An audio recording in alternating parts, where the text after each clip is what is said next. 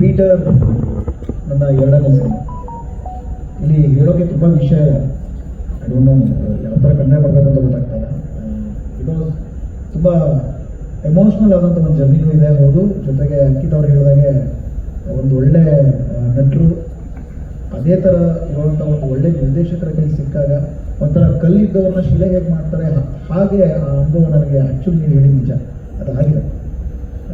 Sukhesh ಶೆಟ್ಟರು actually ನಮ್ಮ Sandalwood ಅಂತ ಈಗ ತೊಗೊಂಡ್ರೆ ಮೋಸ್ಟ್ ವಾಂಟೆಡ್ ಡೈರೆಕ್ಟರ್ ಮುಂದಕ್ಕೆ ಆಗ್ತಾರೆ, ಅದಂತೂ ನಾನಂತೂ ಹೇಳಬಲ್ಲೆ ಒಬ್ಬ ನಟನಾಗಿ.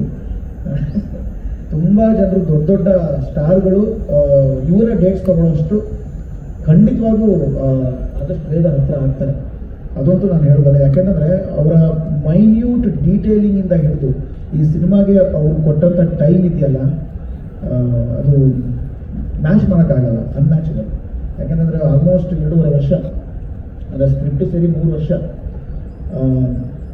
ನೀವು 3 ವರ್ಷ ಅಂತಲೇ ಇಟ್ಕೊಂಡ್ರು ಆ 3 ವರ್ಷದ ಜರ್ನಿಲಿ ಎಲ್ಲೂ ಕೂಡ ಬೇರೆ ಪ್ರಾಜೆಕ್ಟು ಮತ್ತೊಂದು ಆ ಥರ ಡಿವಿಯೇಟ್ ಮಾಡಿಕೊಳ್ಳದೆ ಕಂಪ್ಲೀಟಾಗಿ ಡೆಡಿಕೇಟ್ ಮಾಡಿ ನಿರ್ಮಾಪಕರ ಜೊತೆ ಸೇರಿಕೊಂಡು ಈ ಸಿನಿಮಾನ ಅಚ್ಚುಕಟ್ಟಾಗಿ ಹೊರಗೆ ತಂದಿದ್ದಾರೆ. ಈ ಥರ ನಿರ್ದೇಶಕರು ಇದ್ದಾಗ ನಾವು ನಟರಾಗಿ ನಮ್ಗೆ ಆ್ಯಕ್ಚುಲಿ ನಮ್ಗೆ ತುಂಬಾ ಬರ್ಡನ್ ಕಮ್ಮಿ.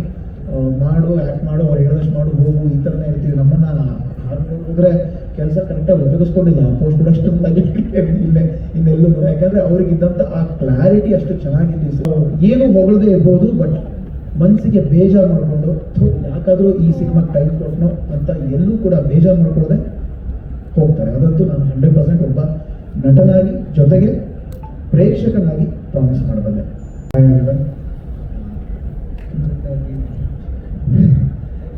Thanks for media people come here. And ನಾವು ಮೊದಲನೇದಾಗಿ ಸುಖೇಶ್ ಕತೆ ಹೇಳಿದಾಗ ನಾವು ಅಂದ್ಕೊಂಡು ಒಂದು ಮಾಮೂಲಿ ಆ್ಯಸ್ ಯೂಶುವಲ್ ಕತೆ ಈಗ ಒಂದು ಮೂವಿ ಹಂಗೆ ಅಂದ್ಕೊಂಡ್ವಿ. ಬಟ್ ಅವ್ರು ಯಾವಾಗ ಎಕ್ಸ್ಪ್ಲೇನ್ ಮಾಡೋಕ್ಕೆ ಸ್ಟಾರ್ಟ್ ಮಾಡೋದು ಅವಾಗ ಗೊತ್ತಾಯ್ತು it's an huge thriller movie ಅಂತ ಹೇಳ್ಬೋದು. And in the background of cream, so definitely people will like.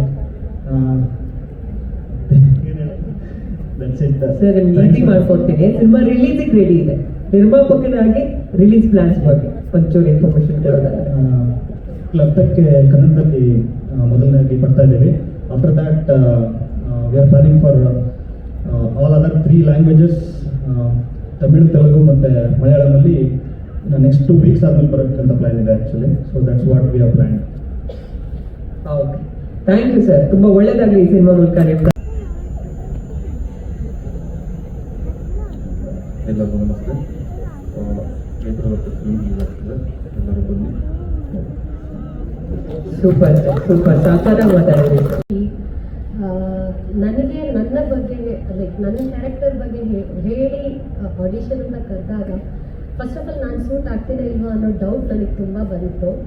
And then Sukhesh sir first day ನನ್ನನ್ನು ಸೆಟ್ಟಿಂಗ್ ಕರೆಸಿ ಫಸ್ಟ್ ಡೇನೇ ನನಗೆ ಶಾರ್ಟ್ ಇಟ್ಟಾಗ ನನಗೆ ಅರ್ಥ ಆಗಿದ್ದೇನು ಅಂದರೆ ನಮ್ಮ ಒಂದು ಫೇಸ್ ಕರೆಕ್ಟ್ ಪರ್ಸನ್ ಕೈಯಲ್ಲಿ, ನಮ್ಮ ಒಂದು ಲೈಕ್ ಟ್ಯಾಲೆಂಟ್, ಥಿಂಗ್ಸ್, ಇಂಟ್ರೆಸ್ಟ್ ಒಂದು ಕರೆಕ್ಟ್ ಪರ್ಸನ್ ಕೈಯಲ್ಲಿ ಸಿಕ್ಕಿದ್ರೆ ಯಾವ ರೀತಿ ಔಟ್ಲುಕ್ ತಗೊಳ್ತಾರೆ ಅನ್ನೋದು ನನಗೆ ಅರ್ಥ ಆಯಿತು. ಅದು ಫಸ್ಟ್ ಡೇನೇ ಅರ್ಥ ಆಗಿದ್ದರಿಂದ ನನ್ನ ಎಂಟೈರ್ ಜರ್ನಿ ತುಂಬ ಚೆನ್ನಾಗಿ ಹೋಯಿತು. ಆ್ಯಂಡ್ ಟೀಮ್ ಬಗ್ಗೆ ಹೇಳಬೇಕು ಅಂದರೆ ನನಗಲ್ಲಿ ಯಾರು ಪ್ರೊಡ್ಯೂಸರ್, ಯಾರು ಟೆಕ್ನಿಷಿಯನ್, ಟೀಮ್ಸ್, ಯಾರು ಆರ್ಟಿಸ್ಟ್ ಅನ್ನೋದೇ ಅಷ್ಟು ದೊಡ್ಡ ಕನ್ಫ್ಯೂಷನ್ ಇತ್ತು. ಯಾಕಂದರೆ ಎಲ್ಲರೂ ಎಲ್ಲ ವರ್ಕ್ ಮಾಡ್ತಾಯಿದ್ರು. ಆ್ಯಂಡ್ ಆ ಮಳೆಯಲ್ಲಿ ಕಂಪ್ಲೀಟ್ ಶೂಟ್ ಮಾಡಿರೋದು ಆ ನ್ಯಾಚುರಲ್, ಬಿಕಾಸ್ ನಾನು ಮಡಿಕೇರಿ ಹುಡುಗಿ ಆಗಿರೋದ್ರಿಂದ ನನಗೆ ಗೊತ್ತಿದೆ ನಾವು ನಾರ್ಮಲಾಗಿ ಮನೇಲಿ ಕೂತಾಗಲೇ ಆ ವೆದರ್ ನಮಗೆ ಕೆಲವೊಂದು ಸತಿ ಇಷ್ಟ ಆಗುತ್ತೆ, but most of the time ಯಾಕಪ್ಪ ಇಷ್ಟೊಂದು ಮಳೆ ಅಂತ ಅನಿಸುತ್ತೆ. ಬಟ್ ಆ ಮಳೆಯಲ್ಲಿ ಎಂಟೈರ್ ಮೂವಿನ ಶೂಟ್ ಮಾಡಿರೋದು ನನಗೇನೋ ಒಂಥರ ಪ್ರೌಡ್ ಫೀಲ್ ಆಗುತ್ತೆ. ನಮ್ಮ ಊರು ಆ್ಯಂಡ್ ನಮ್ಮ ಒಂದು ನೇಚರ್ನ ತೋರಿಸಿದ್ದಾರೆ ಮೂವಿಯಲ್ಲಿ ಅಂತ.